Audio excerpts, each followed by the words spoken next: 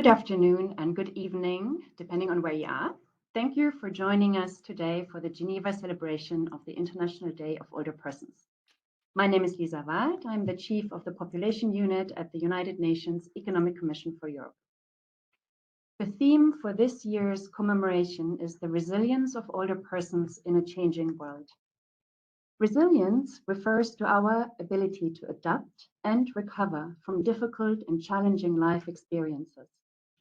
Our resilience depends on a range of internal and external factors that determine how well we manage to withstand adversity, bounce back, and grow despite life's downturns. These include our physical and mental health, our financial means, and the support we can draw on from our family and social networks, but also our willingness and mental determination to rebound, which can be strengthened by a sense of purpose and the possibility to contribute actively to addressing the personal and societal challenges that we face. The meaningful involvement of older persons in developing solutions to the social, economic, public health, and environmental crises we are undergoing is as important as protecting them from their consequences and key to fulfilling the human right to participation. The frequency and intensity of natural disasters around the world is on the rise as a result of climate change. This week, we had to witness the destructive effect of Hurricane Ian, and this is just the most recent of a series of climate-related events that has caused the loss of lives, livelihoods, and a great deal of suffering. In today's discussion, we focus on older persons as active agents in a changing climate. This webinar has been organized by the NGO Committee on Aging in Geneva in collaboration with the UNFPA Office Geneva and the UNECE Population Unit. It's sponsored by the permanent missions in Geneva from Argentina, Portugal, and Slovenia. It is now my pleasure to pass the floor to His Excellency Rui Macieira, Ambassador of Portugal, who will address us via video message.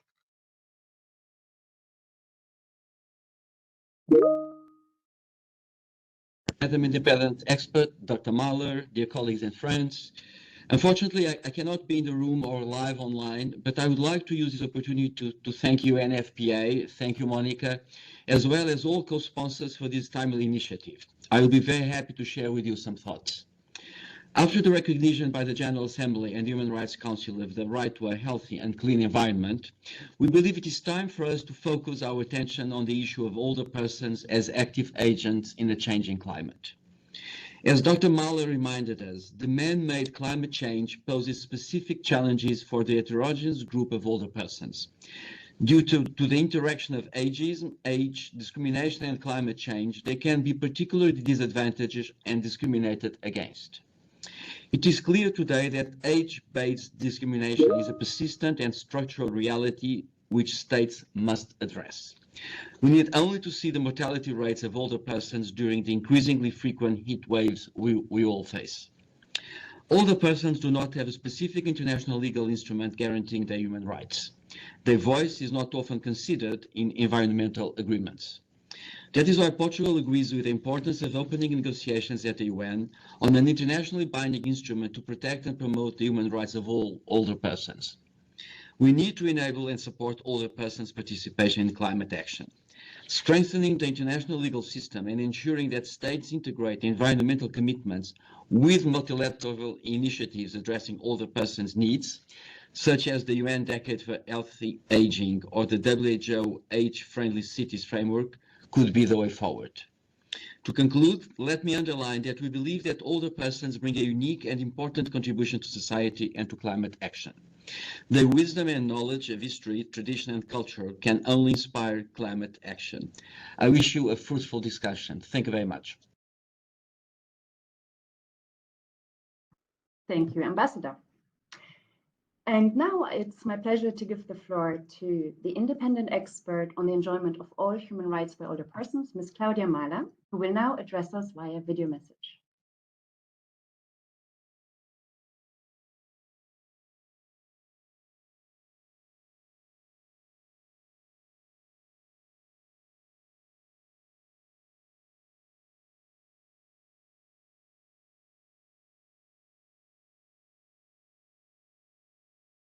The video will come on in a second. Dear colleagues and friends, it is my pleasure to address you today via video message to celebrate the International Day of Older Persons.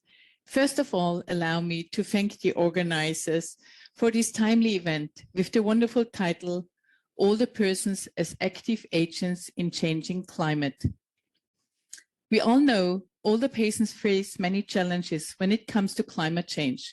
For example, the rights of older persons to life, health and safety may be violated by climate change and the lack of action to mitigate it. Their right to adequate standard of living might be on stake because of climate change related disasters. Older persons are more likely to die from natural disasters caused or exacerbated by climate change, such as heat waves, typhoons, hurricanes, volcano eruptions, or floods. National action plans to prevent consequences of climate change do not take into account the needs and perspectives of older persons, which means there are no measures in place which focus on older persons. One reason for this is that older persons are not included in the establishment of these plans. But participation is key and is a human right. Older persons and their representative organizations must be consulted in the creating process of these plans. Participation have to be meaningful, accessible, and on the equal basis with others. Older persons are the experts. They know how they are treated and how they are affected by climate change and what kind of measures are needed to be in place to protect them. Older women, older persons with disabilities, or older persons living in rural areas face special challenges in realizing their rights in relation to the impacts of climate change. Their risks because of living in vulnerable situations and their needs have to be considered in particular. I will dedicate one of my next year's report on the climate change and older persons and the specific measures in disaster response. In the absence of a dedicated international legally binding instrument, we must ensure that responses to this crisis after climate change-related disasters specifically identify and prioritize older persons who may be at a particular risk of being left behind or excluded during response and recovery phases. I thank you very much for your attention, and I wish you all a fruitful discussion. Now, before we open the floor to our moderated discussion, I would like to let you know that you will be able to send your questions to the panelists via the chat function, and they will be addressed, time permitting, in the question and answer session towards the end of our moderated discussion. And I now will hand over to Monica Farrell, the Director of the United Nations Population Fund Office in Geneva, who will be our moderator for today's event, and who will introduce our distinguished panel to you. Over to you, Monica.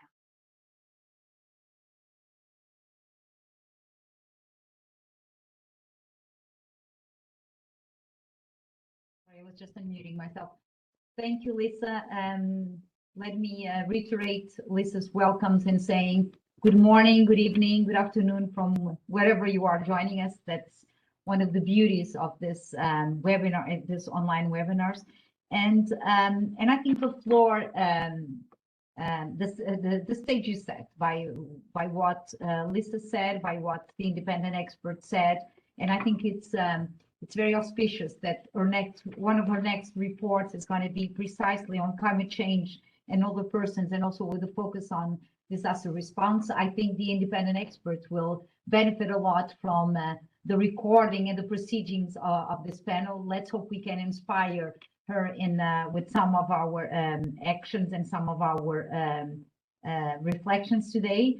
And I also want to thank the Portuguese ambassador Rui Macieira for saying very clearly we need to enable and support older persons' participation in climate change, which kind of leads us beautifully into our panel discussion. You will see that we have put together for you a brilliant panel with very authoritative voices from multiple stakeholders, and we also tried to do it with an intergenerational approach to this conversation, which is always helpful and necessary. And I think that we can start by saying that the goals of this webinar They are mainly four, and one of them is to challenge our perspectives and perceptions. It's to educate ourselves. It's to inspire ourselves and others, and also that we leave this session with a couple of action plans so that we can move forward this agenda. And this is why we're going to advocate for climate change action. We're going to promote action and impact, including at community grassroots level. We're going to ensure that the research informs policy, and we're going to call on member states to take action in climate change and in including older persons as active changes in a climate change. And but because you didn't join us to listen to me, we're going to start our panel discussion following from the previous statements, and we're going to start with an interesting original but very inspiring group. We're going to start with the Senior Women for Climate Protection Switzerland, and we're going to start with a small teaser, a short video that they did on the melting glaciers on the col de Saint-Flourent.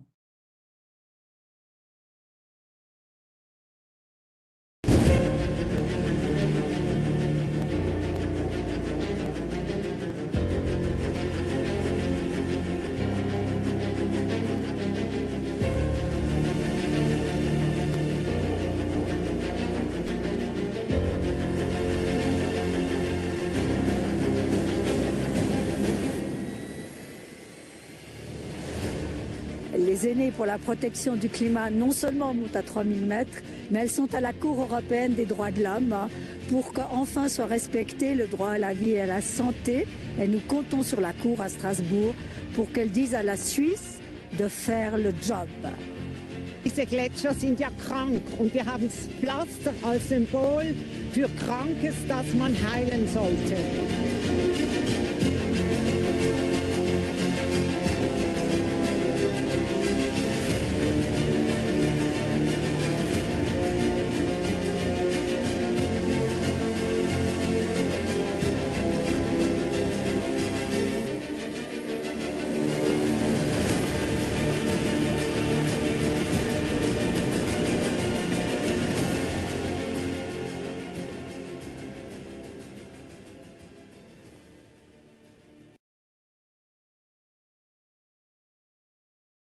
Thank you, Stephanie, for bringing this to us, and thank you for highlighting that climate change impacts the entire globe, but it impacts most heavily certain population groups who are either in vulnerable situations or either suffer from overlapping and intersecting forms of discrimination, who've been left out of the negotiation table when issues like climate change are decided on. So, and I think this is a powerful message from a very powerful organization. So, Stephanie, we have Stephanie Brander here with us. She's the representative of Senior Women for Climate Protection, the authors of the video we just saw. And Stephanie, would you like to explain to us, to briefly present your organization and explain to us why you joined this organization, and also some of the actions that you are undertaking as one of your advocacy, but also one of your very concrete asks? The floor is yours, Stephanie. Thank you very much, and hello everybody. It's nice to meet you. I'm very happy to be here, and I just want to say Anne-Mare, that you have seen before in the video. She's our co-president, to say hello to you. Hello. You have heard her statement. Glad to meet beside me. And as I said, I'm a very recent member of the Senior Women for Climate Protection. And why did I join this group? In the last year, I was very impressed by the young climate activists and this amazing rise of the movement, also here in Switzerland. And this gave me some hope that not only climate is changing, but maybe also the Swiss climate policy.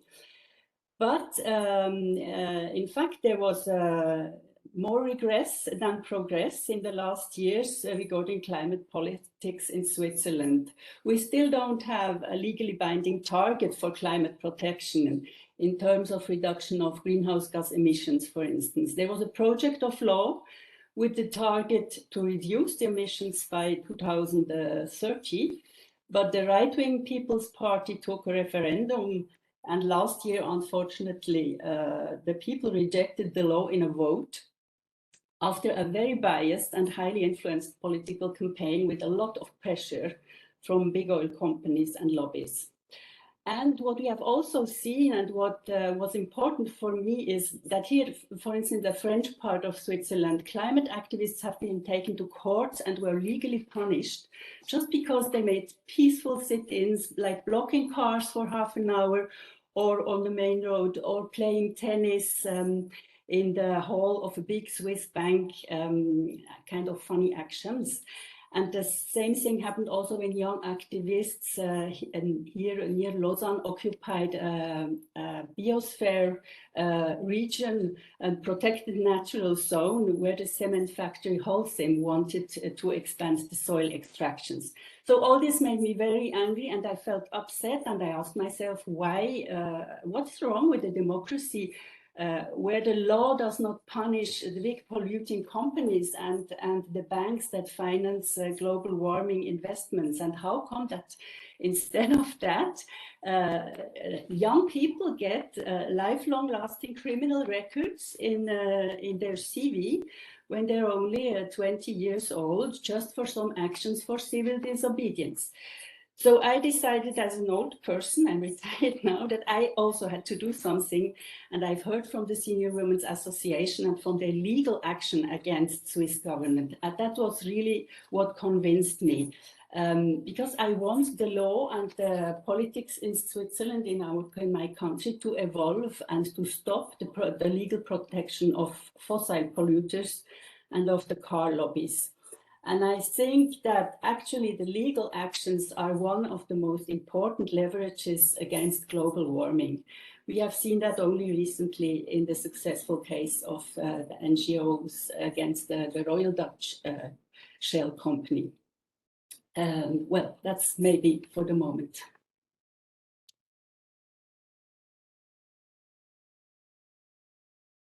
Thank you, Stephanie. I'm having issues in on this.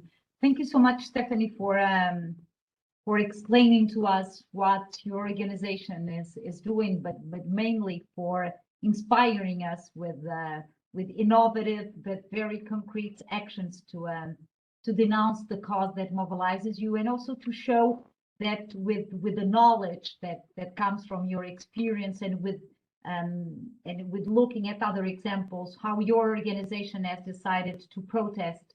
And you also made a very important point that it's often neglected in this discussion, which is the need for legal the need for legal approaches, the need for policies.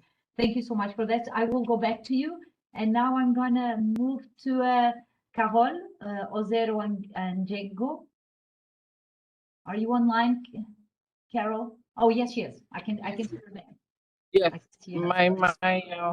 my internet is, my bandwidth is very low. I'll try and keep the video on when I'm speaking, but otherwise I think I need to turn it off. But go ahead, Monica.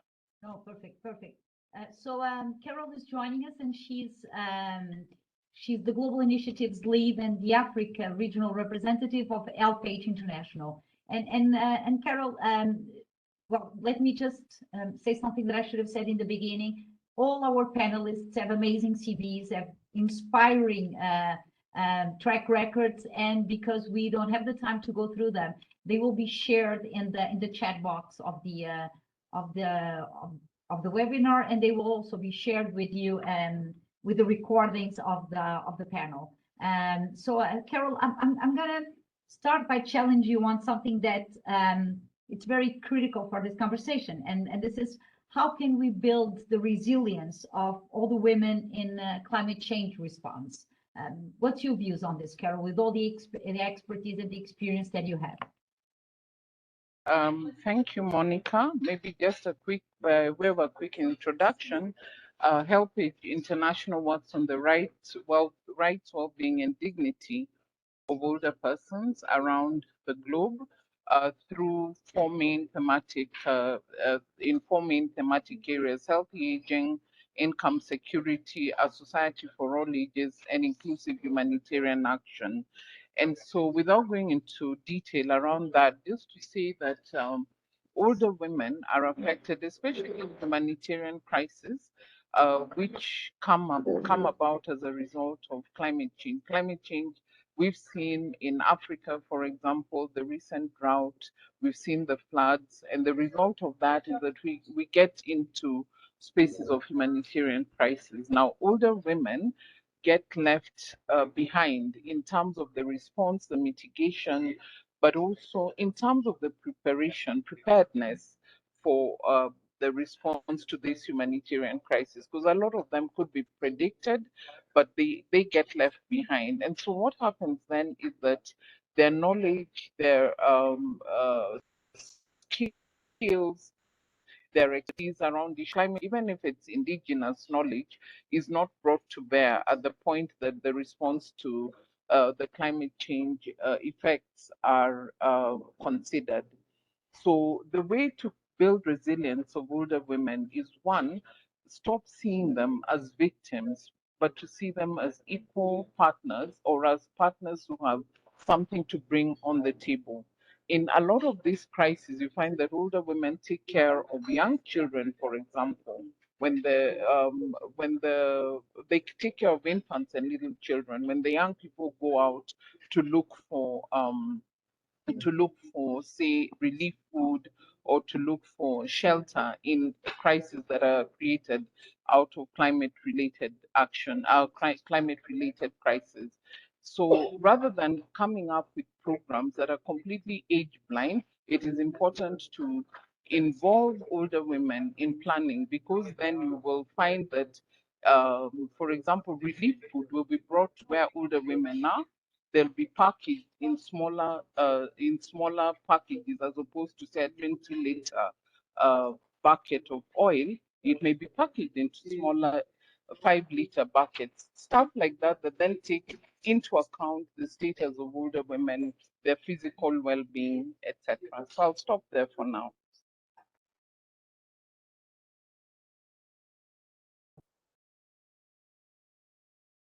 Thank you, Carol, for highlighting the need.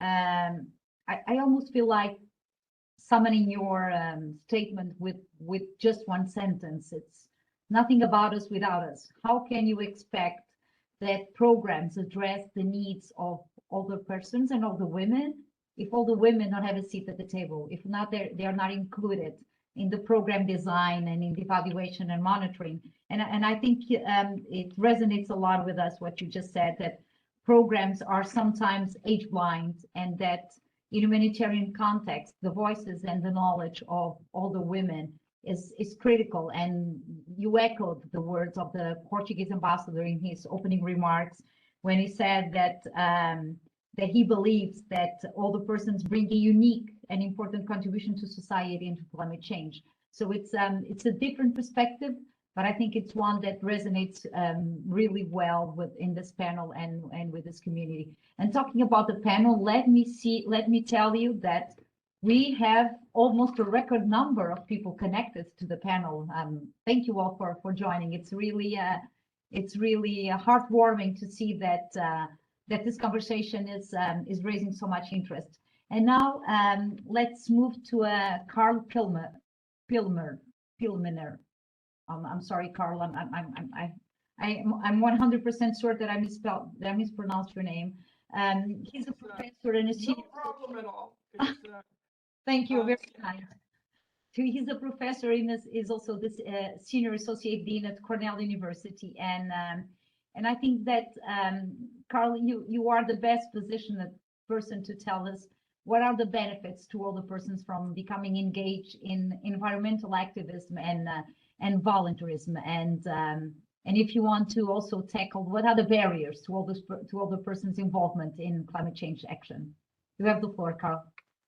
Thanks, and it's just an honor to be here and to have so many people who have shown an interest in this topic. I've also gotten so many ideas already from the previous panelists, so it really is a pleasure to be here. I want to echo what other people have said, and this is from my perspective. I'm a researcher on this topic, and also we have worked to develop evidence-based programs to help bring older people into climate change action and to make it easier for them to have that kind of involvement.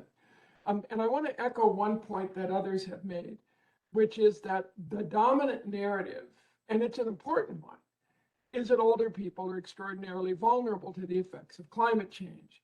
But merely viewing older individuals as passive victims of environmental threats, as has been touched on, is an overly narrow and limiting perspective.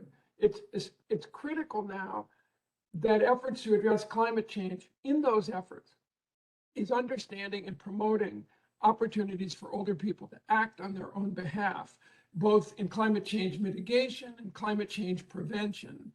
And we know from research that this kind of public engagement is critical all around the world, perhaps even more so in low and middle resource countries than it is elsewhere.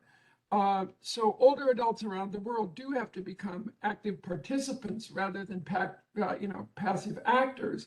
It's important on the individual level, but also the extraordinary growth in the older population creates a reservoir of potential climate change activists that we simply can't miss. Because even in low and middle income countries too, older people are retiring. They have more time and ability sometimes to engage, and extraordinary wealth of life experience.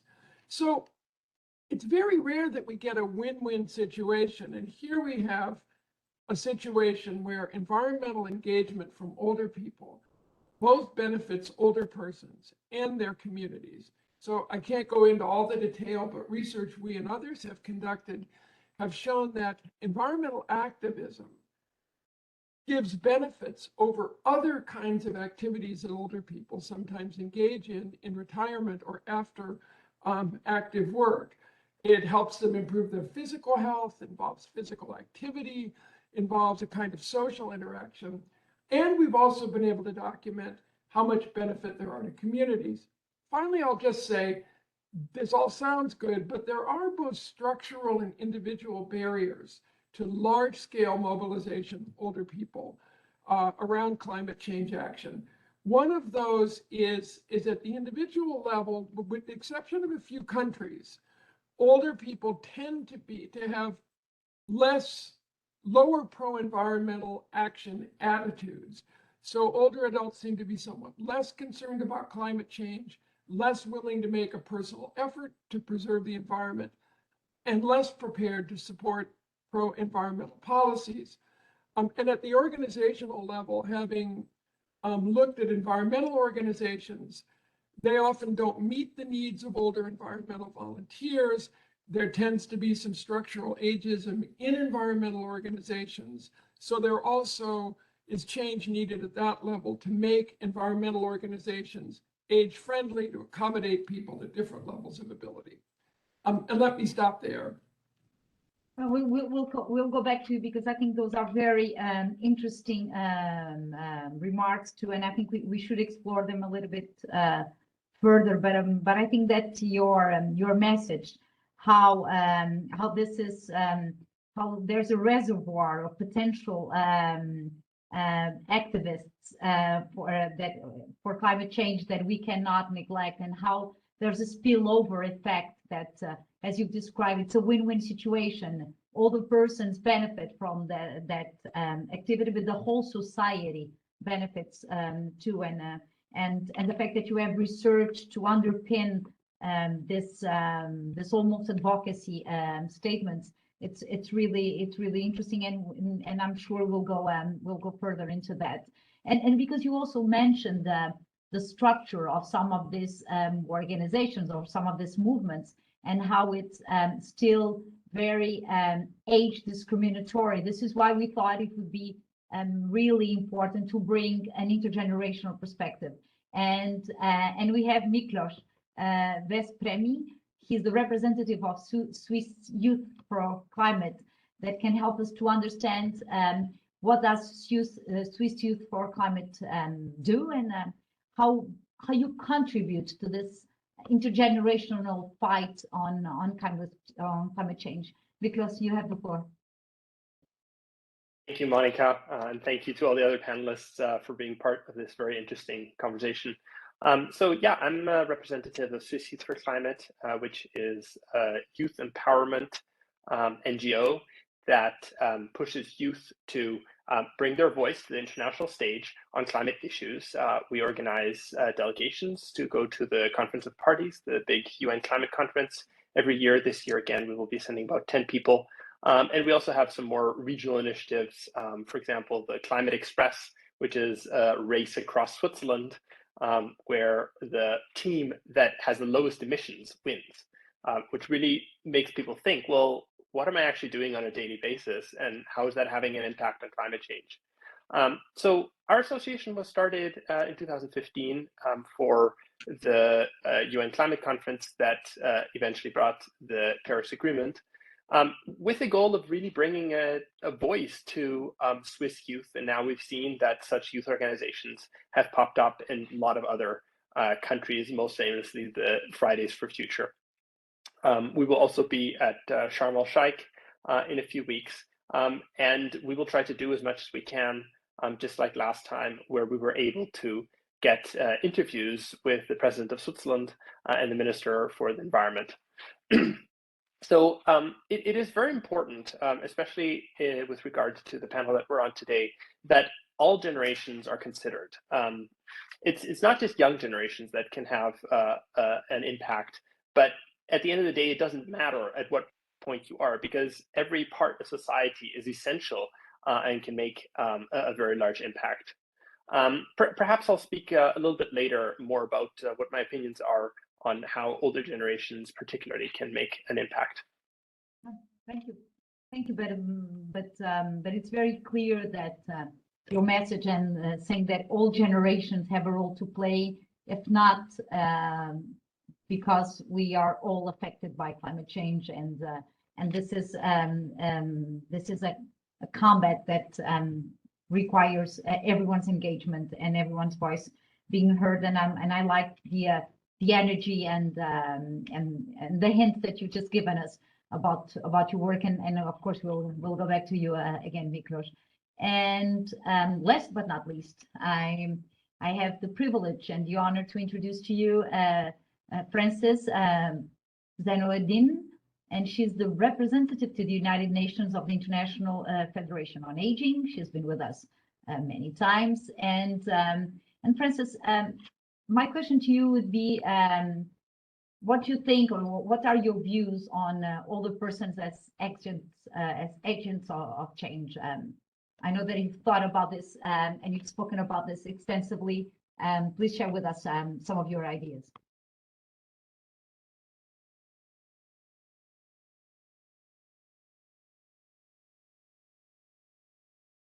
You're muted, Frances. Sorry. Thank you, Monica. And thank you for inviting me to this very, very important meeting. And just to pick up on what Miklos said, I think we should always look at change from a life course approach. Most of what we do for any one specific issue also affects and has an impact on other groups, whether climate change, the right to work, to education, social protection, affordable and accessible healthcare. Even when there are instances of specific concern to older persons, like dementia, for instance, or long-term care facilities, for example, those situations also have an impact on different members of the family as well. So I think whenever we talk about being agents of change, we should remember that many of the issues that need to be addressed, including climate, affect everyone one way or another, directly or indirectly, immediately or in the long term. And of course, young people, if they are lucky, will get older. Those of us who are lucky enough to have had a long and reasonable, healthy life have had years of practice in dealing with the environment and with survival. Around the world, dealing with drought, desertification and floods, dealing with the failure of crops, food shortages is not new to us.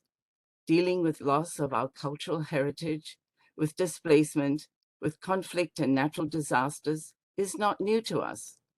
In 1972, The United Nations held its first World Conference on the environment to make the environment a major issue to be addressed at the global level. Here we are, 50 years later, and we are still grappling with how to protect our planet. We are still talking about, and I quote the report of the conference, the fundamental right to freedom, equality, and adequate conditions of life in an environment that permits a life of dignity and well-being, and the responsibility to protect and improve the environment for present and future generations.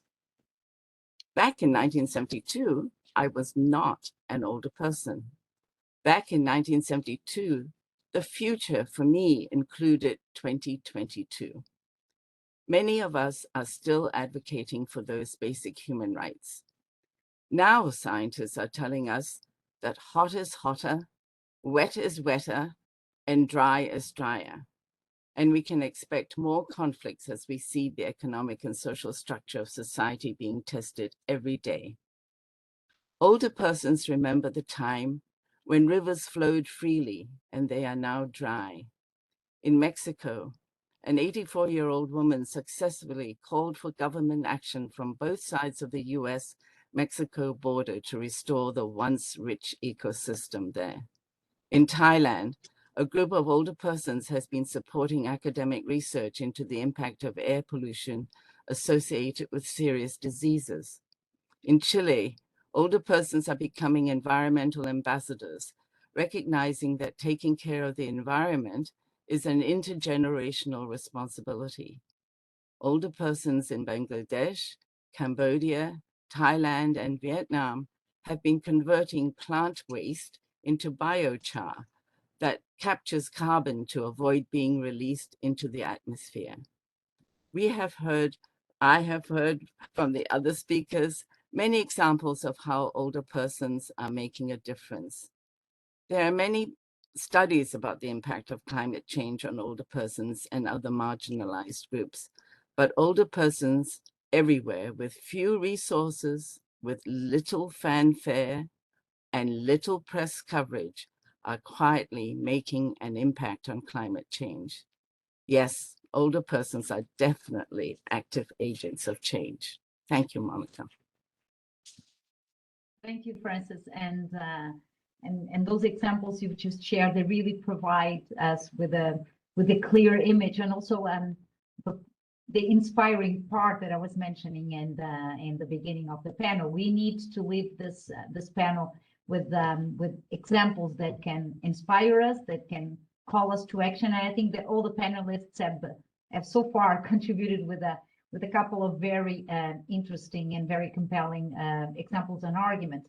And I think that because we are in Geneva, it's never enough just to remind our audience and that according to Human Rights Council resolutions, states do have legal obligations to implement climate policies that empower all people, including older persons, by ensuring their full and effective participation in climate change at all levels. Of course, this requires a lot of actions. This requires meaningful opportunities to be created. This requires resources and requires also that we eliminate barriers, as we've just heard from many of you. So this is why I want to go back to Stephanie and ask her, Stephanie, why are you an association of older women only? We are very interested in hearing from you on that. Yeah, that's a good question, and it is often addressed to us. And there is a very clear answer. First of all, there is scientific evidence that older women are particularly exposed and sensitive to intense and frequent heat waves. For instance, we can see here at work two clearly interlinked issues, age and gender. We have this WHO study from 2014, Gender, Climate Change and Health. And of course, we are aware that also older men or people with diseases or people of low social status, as well as small children, for instance, suffer from heat waves and from other climate effects. But by focusing on the particular susceptibility of us older women, We are simply enhancing our lawsuits chances for success, and this will be finally good for everyone. So we have to do this particular thing to go to court and to be able as an association to file this lawsuit and have an argument. But I would maybe also develop a little bit of our legal action behind it now. We have filed this lawsuit in 2016. It was at the original legal request to the Swiss government and the federal administration against the inaction of the Swiss government. And we demanded that the federal authorities correct the course of the Swiss climate policy, because we consider that we are specially affected.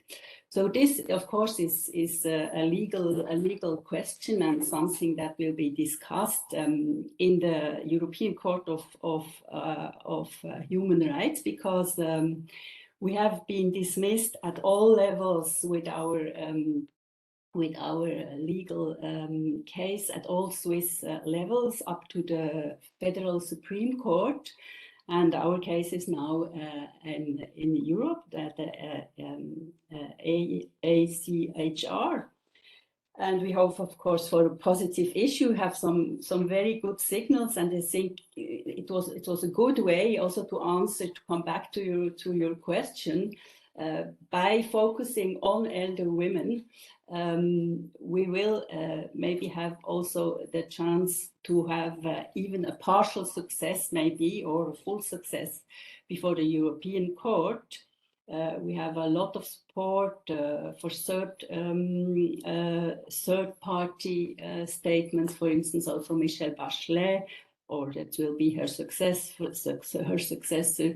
Our case, with a lot of other cases, the Portuguese case, for instance, will be treated next year at the Grand Court in a public audience. And this is our very positive sign. So we think we choose a good way in focusing on particular concern of elder women, even if the Swiss government doesn't see, and the Swiss courts don't see the reason and contest, of course, what we are pleading for. Maybe let me just read two parts of the answers of the Swiss government to our legal request, just to show how important the barriers are in spite of all the legal international basis and also the national basis. So the government said in this answer, when we were dismissed at the court, at the Federal Supreme Court, that, I quote, "Climate change has not reached a level sufficient to have a tangible effect on the private and family life. The minimum severity threshold has not been reached." So this was 1 year ago. "The measures taken by Switzerland," I quote, continue to quote, "to protect the climate respect the interest of the present and future generations in an equitable manner." So we think this is just not true. And, we would like to have the European Court have some legal judgment about this, and to force our government to do something, not only for us elder women, but for the respect of the human rights for a safe life and environment. Thank you, Stephanie. And I think that you've just shown why your organization is really benefiting from the fact that you are older women, empowered older women who have a strategy and who decided to mobilize all the resources you have for the sake of all of us, for the sake of the planet and all generations. And I think that Carol, this goes right back at you, in the sense that I wanna ask you, how do you think older women can be agents of climate change? Following on Stephanie's words too.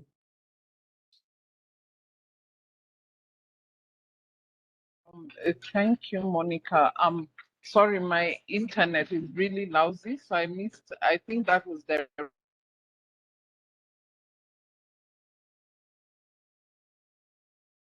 Sorry, I couldn't hear the final bit, Carol.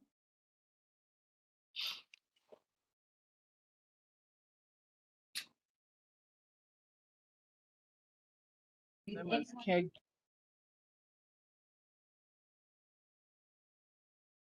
Oh, can you hear me now? Yes. Okay. So I'll turn off my video to try and keep this going.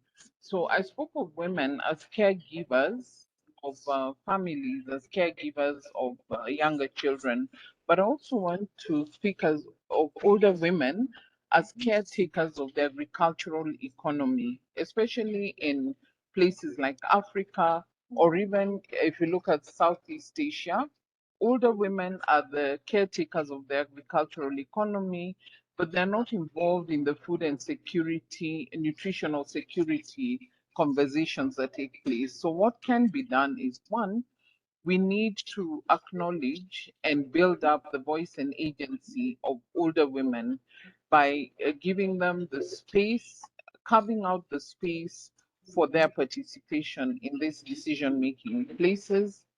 Number two, we need to also teach them to integrate climate smart solutions. As caregivers of the agricultural economy, then we must also enable the older women to bring in their climate smart. A lot of them have practiced over the years, are not able to bring this to the table, like I mentioned before. So the recognition of women as a valuable and important stakeholder in the climate discourse cannot be overstated, and that is that we must take inclusion of older women in these decisions is something that is a matter of course. Then we should also ensure that women take part in older women take part, for example, in water management. If you look at the rural areas in a lot of Africa, part of the two issues that reflect the climate change dynamic is the water resource and the firewood, the fuel resource. So women, older women are at the center of this dynamic, but do not get involved, do not get consulted in any way. And so as discussions are made to in coming up with cheaper, more climate friendly fuel resources, then we must involve women, older women, so that they can tap into the knowledge that they've had, a lot of which are documented and which is going to get lost as generations move along. So we need to involve them so that we also tap into that resource that is quickly waning away. And so I think we also have to come from the premise that older women are agents of change, because if we do not recognize them as such, then we're not going to engage with them as such. So we need to move from the victim to agent dynamic. We need to move from those two ends of the spectrum so that we can then tap into the resource that older women have. Thank you so much. Thank you, Carol. And I think it's this ask that you echoed again of stop treating older women as victims, but rather acknowledge their agency, their expertise, and what they can bring to the table. It's really critical. And as you've said, and other panelists have also said it in a way, we cannot afford not to tap into that wonderful resource. That it's the experience and the knowledge and the will to do it. And this leads us back to Carl, because we were talking about activism and volunteerism, and I think, Carl, that you can also share a little bit with us what kind of initiatives are needed, to facilitate a greater engagement in environmental volunteerism and activism. I know you have many thoughts on this, Carl. The floor is yours.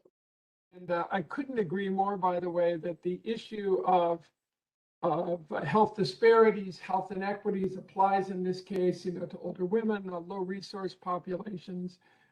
In the United States, minority populations are greatly affected. So I think Adi's attention to not just this as a simple global problem, but how it differentially affects folks is so important.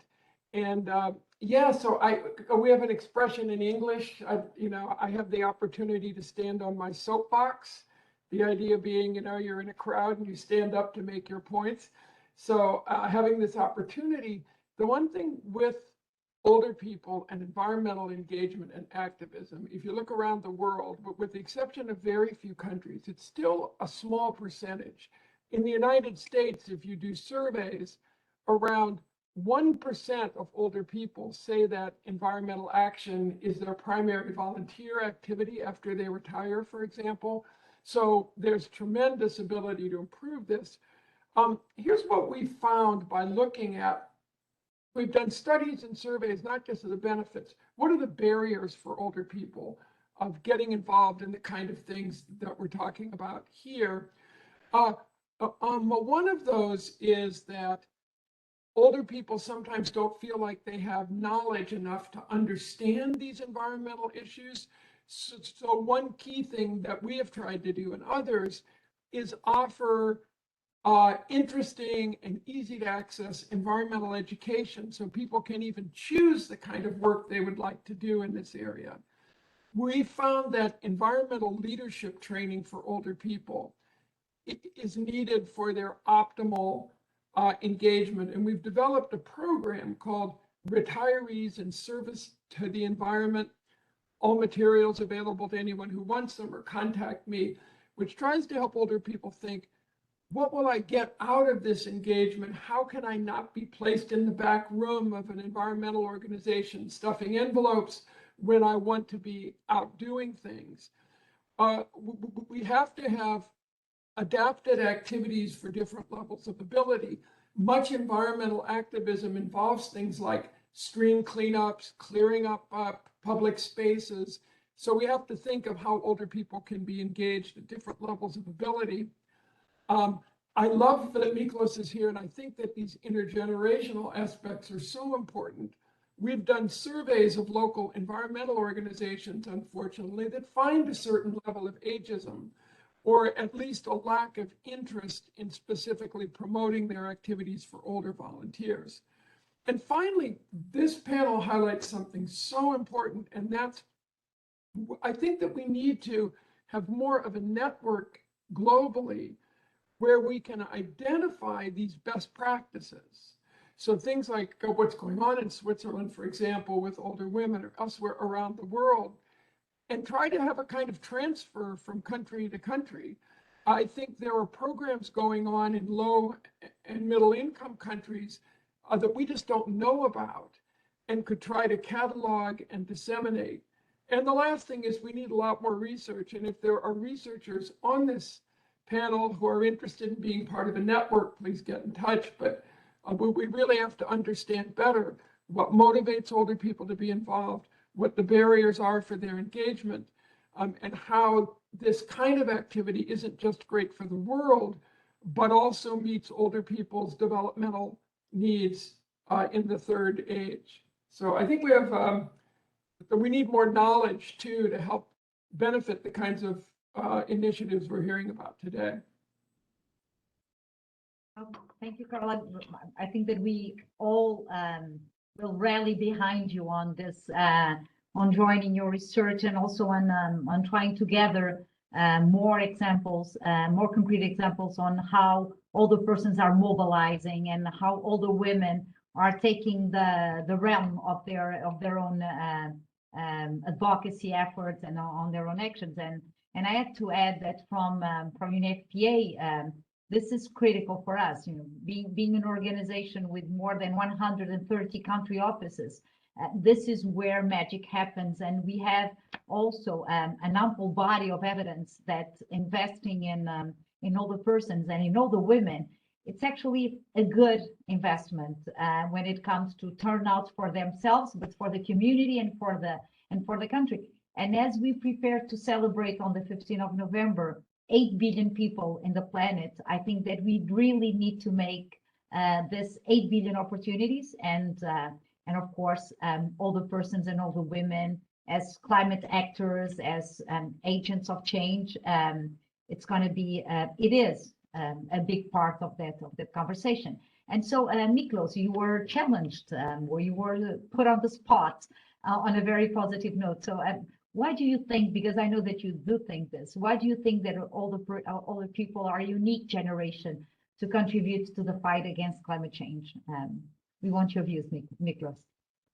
Monica, thank you very much. And then also thanks to Carl and Francis and all the other panelists for making some very important points. I find that I've already learned a lot of things.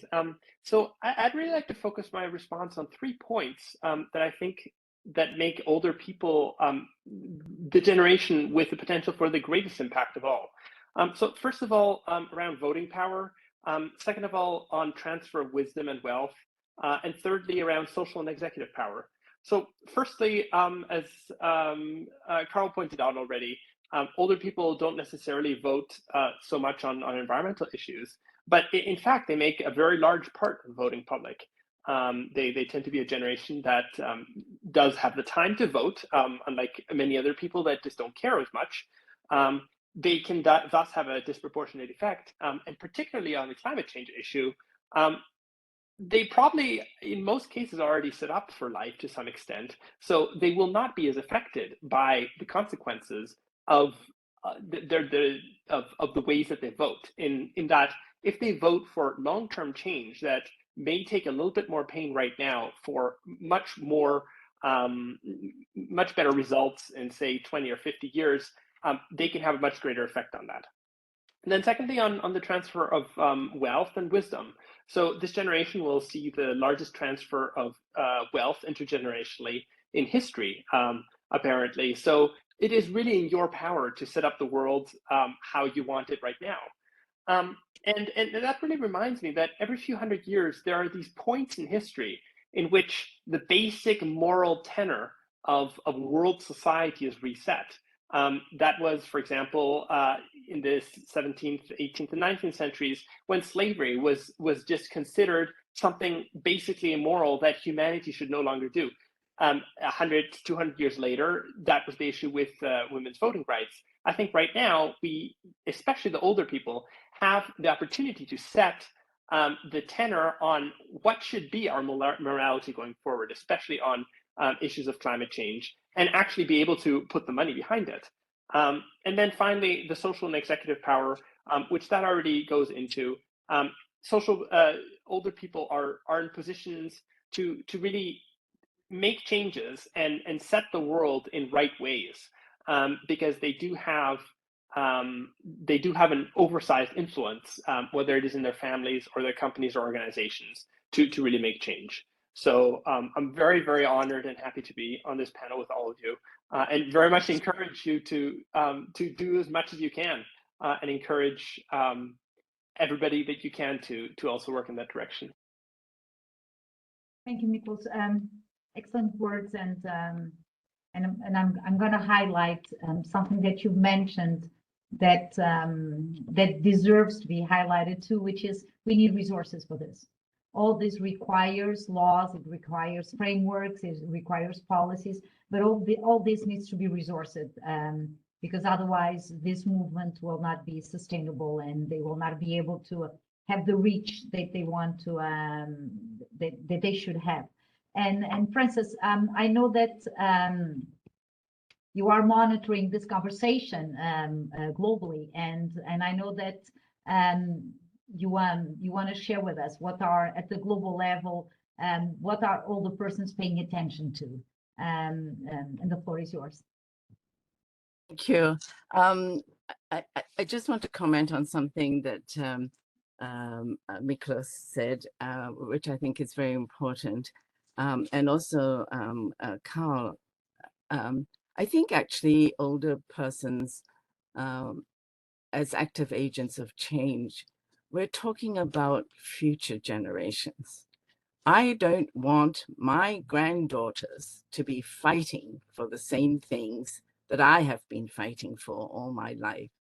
And in fact, our concerns about climate change is for future generations. We're not only fighting for ourselves. And I think younger persons are not only fighting for themselves either. So as I said right in the beginning, it's a life course approach. And this is what we want governments to pay attention. Every policy should be have a life course approach. So following on Monica's question about what else older persons are paying attention to at the global level. So in addition to addressing climate change and its impact on the lives and livelihood of everyone, older persons are also involved in implementation of the Sustainable Development Goals, which of course deals with climate as well.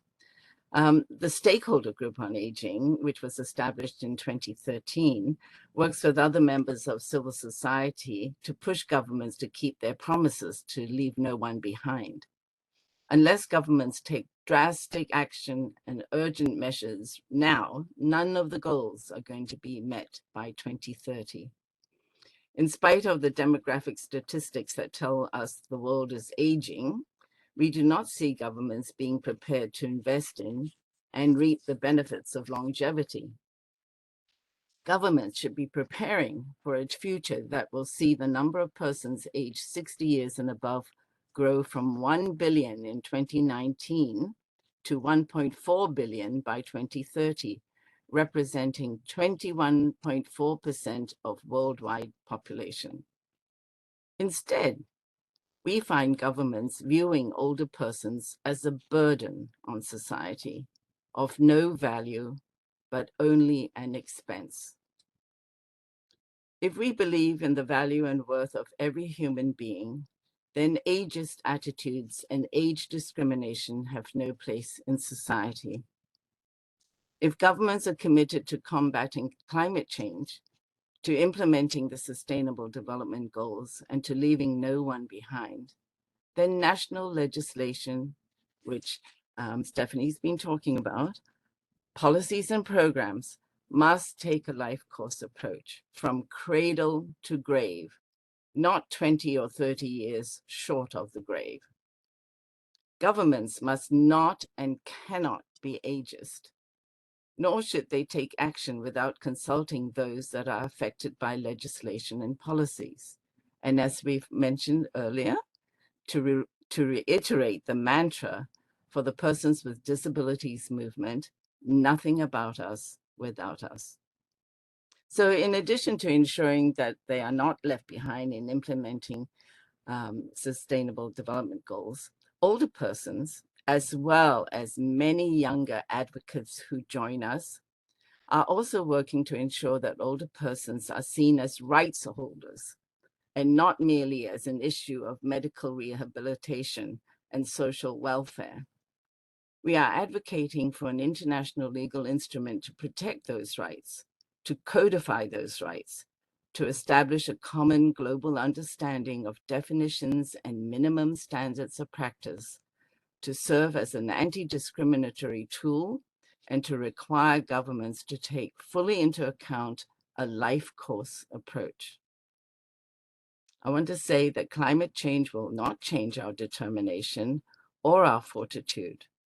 We, as older persons, are still active, and we are still agents of change, still waiting to be noticed, still waiting to be heard, to participate, and we are still waiting for government action.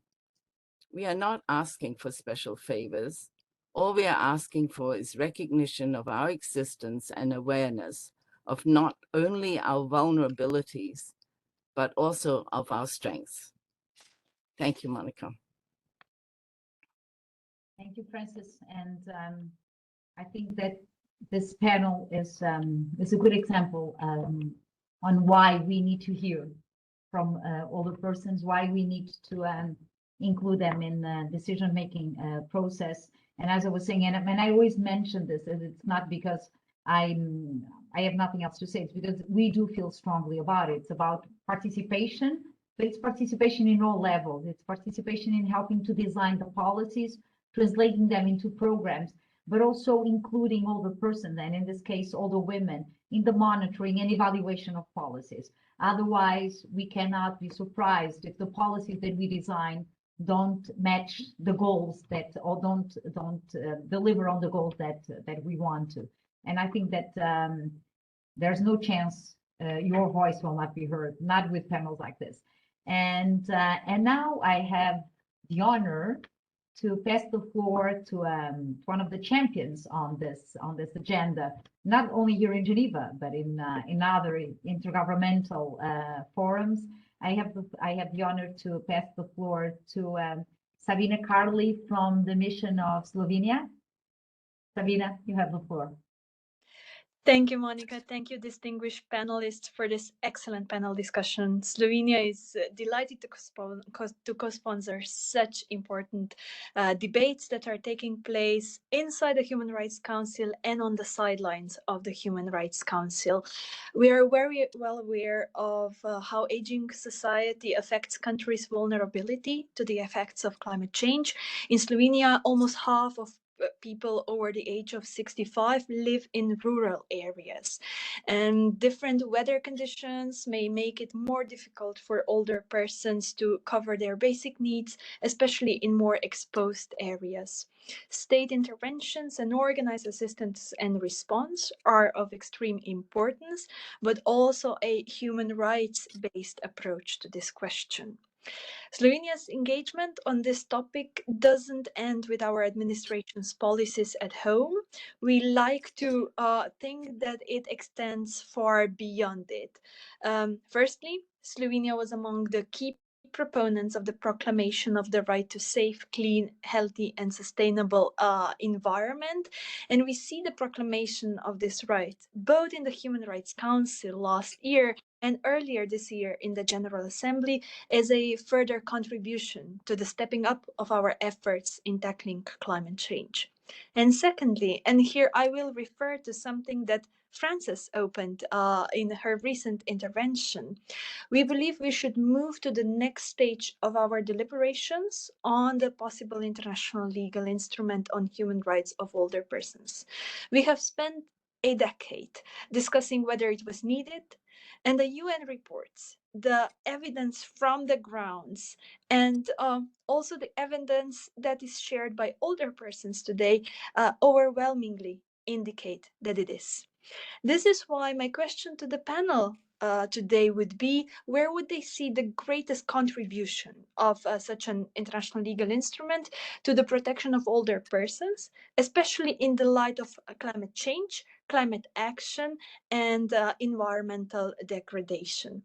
Thank you so much again to the panelists. Thank you so much to the organizers of this discussion, and looking forward to working continuously with you on this topic. Thank you, Sabina, for your constant and consistent support to this agenda. In a cross-cutting way, you make sure that the rights of older persons are mainstreamed into all the processes here in Geneva and in all the relevant resolutions. And I think it's also worth to highlight that this cannot be a siloed agenda. This is not a human rights only agenda. This is a human rights, a global health, a development agenda, and it's also a climate change agenda. And as Carol mentioned, this is also something that should be highlighted when we are talking about humanitarian action and humanitarian interventions. And but I think that you've just started our Q&A session, and I'm looking at the panel to see who wants to go first in trying to answer. Okay, I already have Stephanie. Stephanie? Yes, I would really like to enhance what you said and to support what you said, Sabina.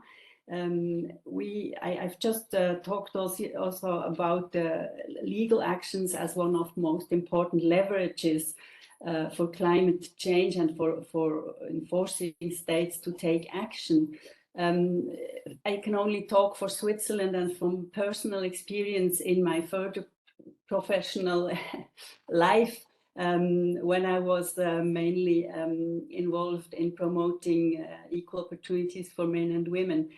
And what we have seen in this case was the importance of the international conventions and declarations and legal basis.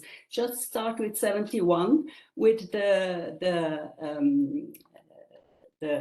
right to vote. It was a huge discussion if Switzerland would sign the European Convention for Human Rights, and they wanted to sign it with an exception, with excluding the right to vote for women. So this was this was kind of leverage for the parliament and for also people who, the men who had to vote, to finally give the right to vote to women. We don't have to forget that. Also, the Istanbul Convention for the fight against domestic violence, gender violence, and a lot of other international, the CEDAW, for instance, was very helpful for promoting equal opportunities. So I would like to transfer this experience to a possible impact that could have a convention or a legal base. That would help us, I think. Any of the other panelists wants to take a, Francis? I have here a huge list of questions that have been shared with us by in the chat box. But Francis.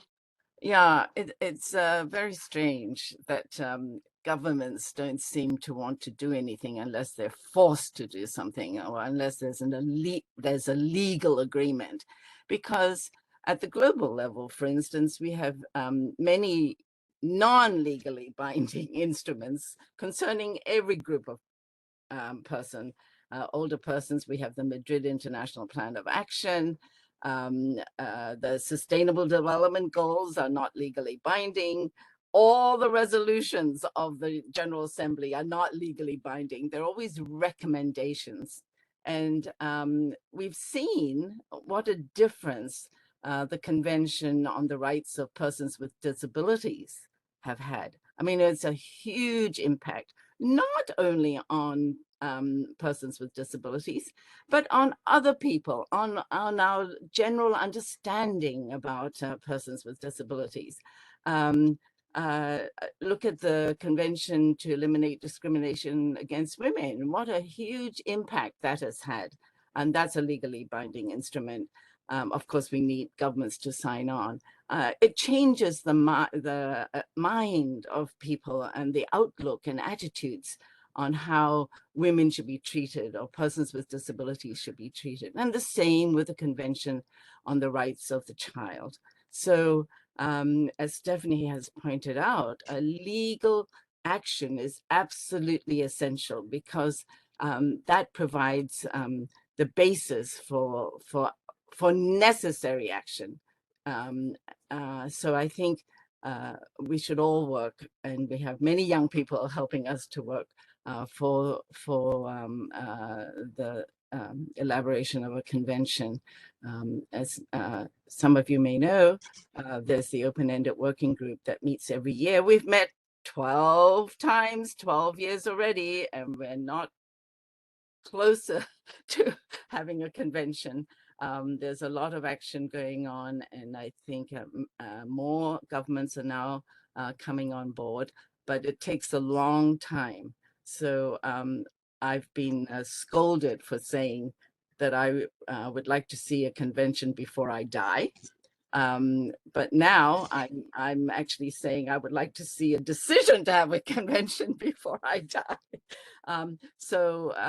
Yes, in answer to the question, legal action is a legally binding instrument is absolutely essential. Thank you.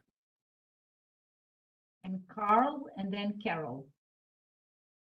Yeah, I'll just say briefly, I couldn't agree more. And part of that comes from other work I do on elder mistreatment and victimization, but also I think that, the need for this kind of a convention, to me, is really highlighted by the COVID-19 crisis, where we really saw, the existence of age discrimination and ageism in national laws and policies, and that became highlighted in a number of countries. So I think that certainly around climate change, protection, but also around other issues, I would completely agree that the convention is really necessary. And I agree with you. It'd be nice to see it, while we're still here, right? It's been going on for a long time, and it's way overdue. Thank you, Carol. Carol. Thank you, and thank you, Frances, for speaking to the need for convention. One of the things that I always wonder about is it that those in decision making, because they're younger, do not see the need for the convention, and when they do get to see the need for the convention, their participation is not considered, they're excluded and they're not considered as relevant stakeholders. And so we have a vicious cycle where you have the need is established, but the will is not seen until later on in life, by which time it's too late. Those opposing will get to the older age and they'll be excluded. And so I think we need to push for the convention. Frances has spoken about it. We've seen regional conventions, international conventions that have changed the cause of different groups of people. When I think about the Maputo Protocol and the rights of women, for example, the change is almost mind-blowing. By the simple entry into force of a protocol, the rights, the outlook of rights protection, women's rights protection on the continent has shifted dramatically. So we cannot relent in our pursuit of our convention on the rights of older people. And the other thing that I want to say before I stop is that with a convention, with a framework that is internationally recognized, we hold our procedures, budgetary procedures in place, because there is accountability within the framework of our convention. Thank you both. Very interesting points, and I think that it's very clear that the majority of the panelists here do see the benefit of having a convention on the rights of older persons. And we have many other questions. I'm gonna mention a few of them, but I'm gonna sum it up. So sorry for those who took their time in answering, in writing the questions, but I have to sum that up. And then I'm gonna ask the panelists if they want to react to these questions, and I'd also ask you to do, while you react, to do a sort of wrapping up of the panel. So we have one from Uganda who talks about a possible global campaign to actively engage older persons in climate change matters, and how can we share the information. And this specific question mentions that one of the problems is lack of information and strategies to move forward. And then we have another question from the US, and it says, we often get a call to action when a disaster hits. How can we assist activists on the ground to move past the initial disaster? And another question saying that, considering a life course approach, we also need to think about how each one of us can make a difference by addressing our lifestyle. How can we inspire all the people to be proactive in that way? And another one on a human rights-based approach that will be needed to deal with climate change. So I'm going to pass the floor by the same order of interventions, and I'm going to invite you either to react to these questions or just to wrap up on your main takeaways from this panel. I'm sorry, I know that we have many more questions and we have people still wanting to put more questions, but we are time bound. And I'm going to start by you, Stephanie. A quick reaction to this and your main takeaway from this panel. So if I understand you right, my sum up from this panel, what I take home. So very interesting and very clear thing is that we are not should not only focus on being victims and consider ourselves or insist to be victims, but really agents and active agents. So from let's say from frustration to hope, or from barriers to action, this is what we do, and I think we are also seen like not just victims. It's more kind of a war strategy to put ourselves as the victims, to say it a little bit bluntly. So this, I was very impressed by that, and I learned a lot especially from you, Carol, from your intervention on what women and elder women can do, and the knowledge they have is just not they are not the victims, but they are they must be taken in account, because without them there is no possibility for change and for survival. Wonderful. So one of the key outputs of this panel was already achieved. Carol. Thank you, Monica, and thank you for the kind compliments, Stephanie. I've also learned quite a lot from all the panelists, and I think there's a lot that has been said. It might be difficult to summarize it in a Twitter moment. However, I think to answer the question around a global campaign, the question from Uganda, I think it is absolutely time to mobilize and bring our energies together, because the populations are not growing younger, they're growing older. And so it is important that we put our energies together. Whatever form that campaign takes, it is important that we do so. And I think also, I believe it's Frances who summarized it, nothing about us without us. We must absolutely ensure that older women are not relegated to the periphery permanently, because that is what societies tend to do. We need to tap into their resource, their knowledge, and build it. Bring it with the energy of the youth, because if we bring the wisdom of the old and the energy of the youth, I think we will be good all round, both the old and the young. So let's continue to include older people in climate change discussions. Climate change is not relenting. Aging is not relenting. So let's bring the two together. Your message came very clear, Carol. Thank you so much. Carl? Thanks. Well, let me say I'm very, encouraged by this, and found everything really exciting. I thought the questions were very good. It's true that we tend to be reactive after disasters and start, to think about these issues, and we need to move clearly beyond that. I think I'm responding maybe to something that Miklos said too. I think that one of our challenges globally is to bring older people into the knowledge that climate change action is not just altruistic, but it's so clearly in our own self-interest. I mean, so when I started working as a gerontologist, I would have said in their self-interest, and now I can say in our self-interest. And so I think that's a really a critical point.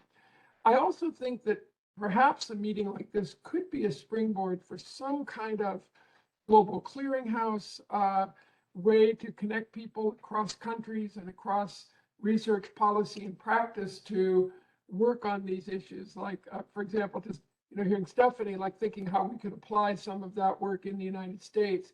So I think there needs to be more of a community of people working on the intersection of aging and climate change. There's still very few people who have highlighted this, incredibly important intersection. Certainly, there aren't a lot of academics working on it, and there's still only a small number of organizations. So, I think if we could build momentum around this through partnerships and, global information sharing, it would be really terrific. And maybe the UN and WHO and other groups can help us do that. Thanks again. It's just been a terrific panel. Yeah, I took your note, Carl. We need to mobilize these platforms, and because sharing this type of information is really critical. And I think that we are learning. We are really learning a lot from each other. Miklos. Yeah, thank you very much again for inviting me to this panel. So I guess my main takeaway is really that youth has already been mobilized. I know that I'm one of those youth that is working one of these youth organizations, but now really it's older people that are the next frontier and the next biggest source of potential for climate action. I think if we can change the general approach of older people and their initiatives on climate action, we're going to be in a very, very good place, especially since society is also going to become older and older as we go forward. Thank you. This was really a good intergenerational debate too. And Frances, last but not least. Yeah, it's all rather depressing in one sense that change takes such a long time. Even when issues are so urgent, like climate change, and we must always not give up. We must pursue. There's already so much evidence and so many reports on the impact of climate change on people everywhere. And there's so many recommendations for action already.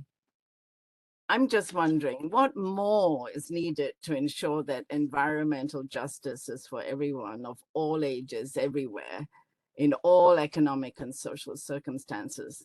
And I often wonder, and I'm sure you all do too, what happens to people who run for government office? They somehow lose their capacity to see or to hear or to listen. I feel that so much has been said about the lack of political will. This happens at the UN constantly when there are discussions on the failures of multilateralism, and they talk about lack of political will. Well, I think it's a lack of common human decency, of morality, of compassion, and respect for humankind. We all know what has to be done. It's up to governments to do their job. And I think this is our main concern, isn't it? Is us against governments. I mean, governments must take action. And so I leave this meeting with a lot of hope and optimism, and thinking about collaboration with young people. Yes, it's really a life course approach, and I want to stress that for policy change, it must have a life course approach. So thank you very much, Monica. Thank you, Frances. And I think that we can all leave this panel a little bit more encouraged because of the huge numbers of audience that we had, because of all that was said, and because these lessons do reach all the relevant stakeholders. So I'm just going to highlight a couple of words that were said, that were mentioned so many times in this panel, although some of them by synonyms. Intergenerational.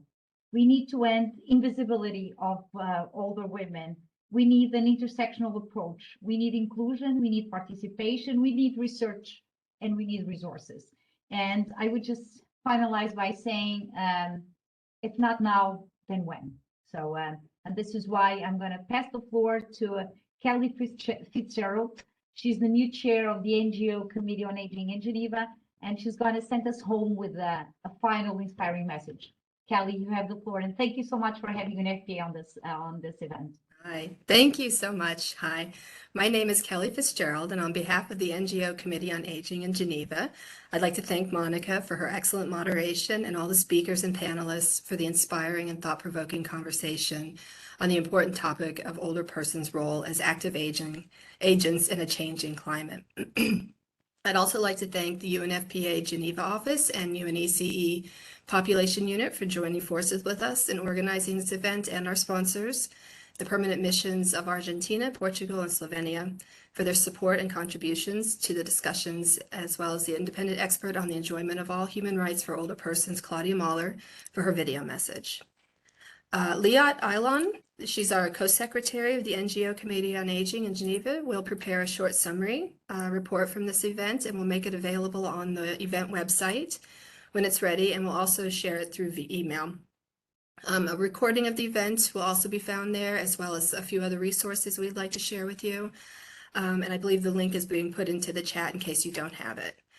And before we end, I'd also like to wish you all, I'd like to invite you all to participate in the celebratory International Day of Older Persons events organized by our sister committees in New York and Vienna on Monday. And the link should be shared in the chat as well. So that is it from my end. I'd like to close the webinar by wishing you all a happy International Day of Older Persons. Thank you for joining us today. Bye-bye. Thank you.